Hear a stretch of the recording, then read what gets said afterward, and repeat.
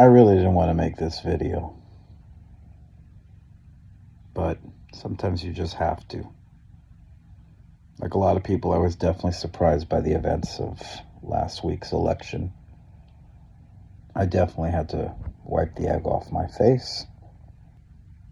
It's funny that after over 30 years of being involved in American politics on the national and the local level, of being a volunteer, having been involved in many campaigns, it's just proof that no matter how much you think you know, you don't know.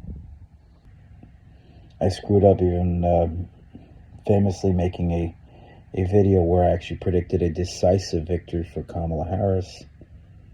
Now I have to own up to the fact that I don't know. No way there's going to be a definitive analysis of what happened. It's just going to be my thoughts as they come in no particular order. Kamala Harris did as good a job as anybody could have in this situation.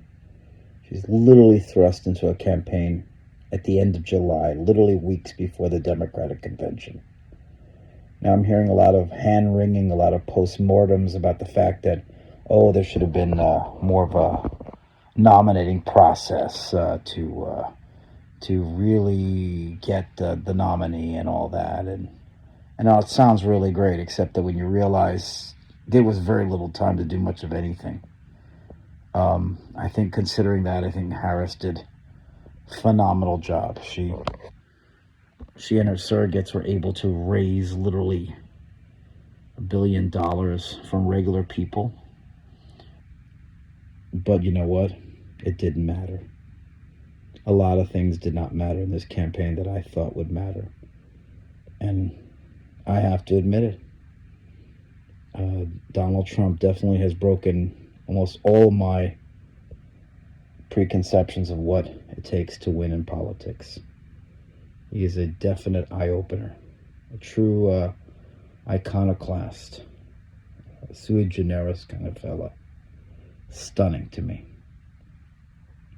For example, besides what I just mentioned about a top-tier organization, I used to believe that when you're in politics, you should avoid saying things that were shocking or controversial because you'd offend people.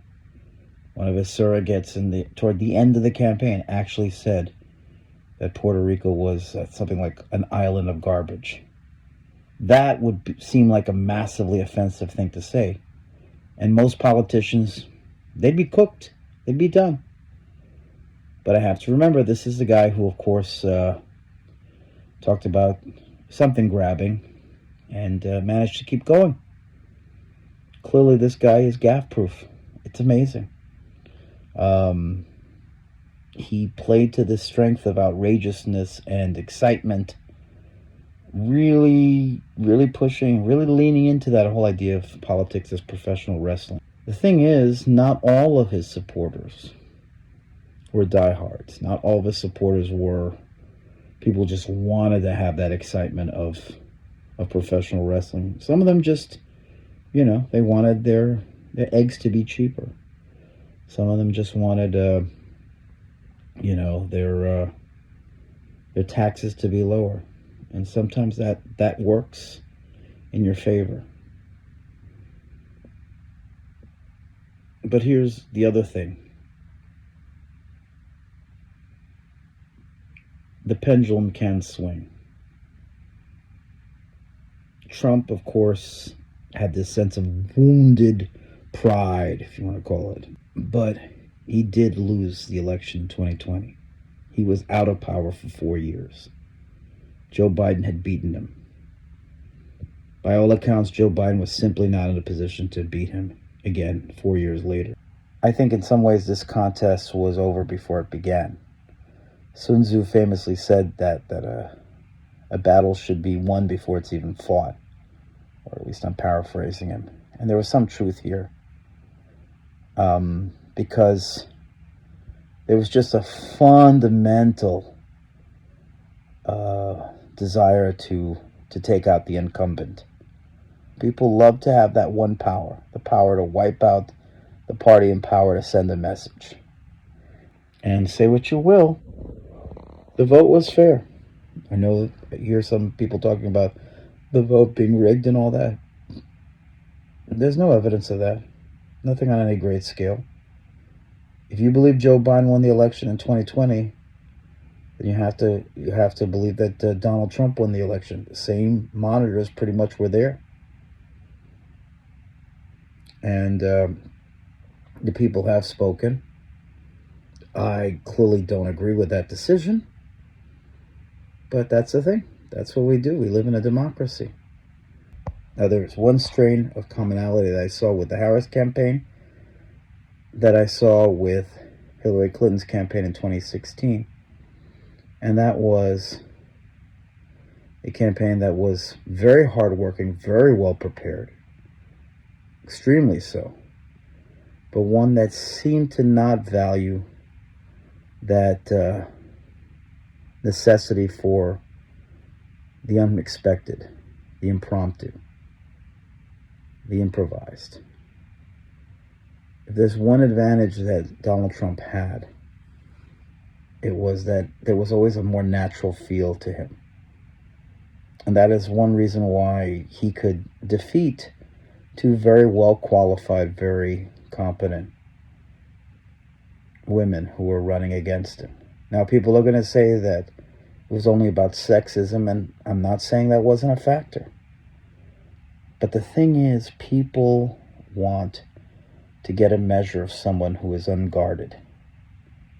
Weirdly enough, counterintuitively enough, a person who can be unafraid to show themselves, even some of their ugly, endear themselves to larger groups of people.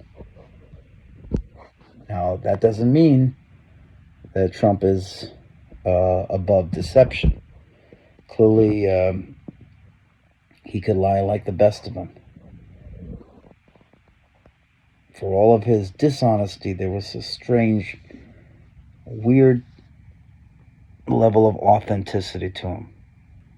Now, I'm one of those people that was generally repulsed by what I saw, but other people, I guess, found it at least refreshingly honest.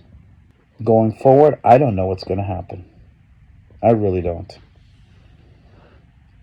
I do think, though, now with the news that the Republicans have taken the House, they'll have the power, there's no question, and that's going to affect this country for years to come.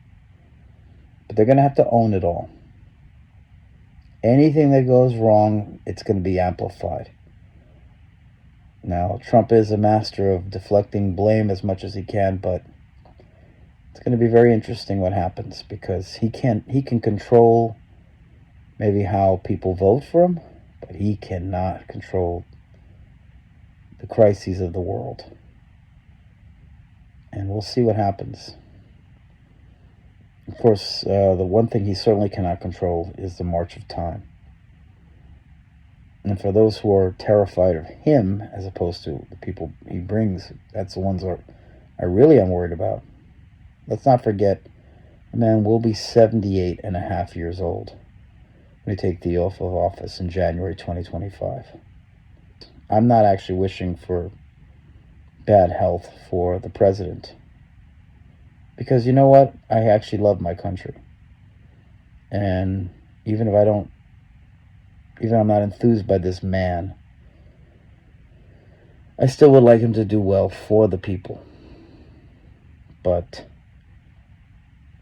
I saw things during this campaign that it didn't look like it was just merely an attempt to troll the libs, as they say. There was a guy there that looked like he was starting to run out of touch with reality, even more so than before. So, for the sake of the good people of America, I hope he somehow is somewhat there in a couple of years. Because to be honest with you, the enemies of this country will still be out there, and believe you me, they're gonna want to lean on this new president. I hope he stands up enough. I really am going to hope that all the people who voted for him really know something that I don't. Because frankly, that's what I'm really worried about. Other people are worried about, what's going to happen, the infiltration of the business class. Like it hasn't already happened already in our government? Are you kidding me? Are you kidding me? You're going to tell me billionaires don't get preferential treatment when they're meeting with leaders?